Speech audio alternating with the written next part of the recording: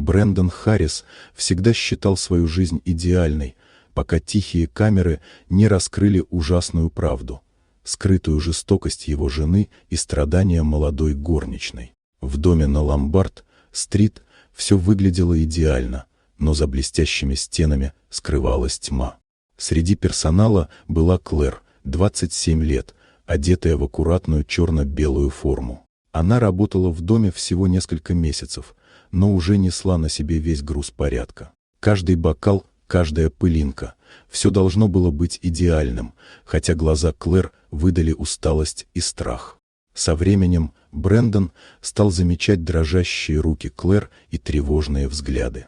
Его жена, Виктория, оставалась дома все чаще и становилась холодной и подозрительной. Она обвиняла Клэр в мелких кражах и контролировала каждый ее шаг. Однажды ночью Брэндон установил скрытые камеры, чтобы проверить подозрения. То, что он увидел, потрясло его.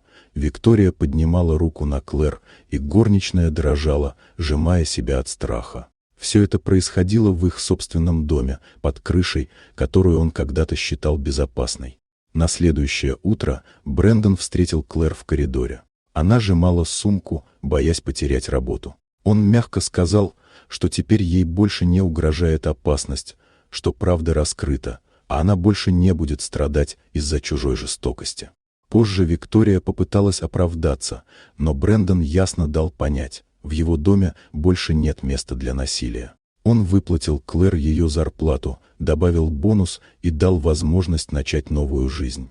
Через несколько недель Клэр нашла жилье для себя и младшего брата. Брэндон перестроил дом, но уже по-другому. Теперь он был не просто чистым, а живым, наполненным уважением и заботой. Дом снова дышал, но его прежняя тишина теперь стала символом урока. Правда разрушает, но также освобождает. Вот такая удивительная история. Дорогие друзья, напишите в комментариях, откуда вы смотрите это видео. А если вам понравилось видео, поставьте лайк, а также подписывайтесь на канал, впереди еще много интересного.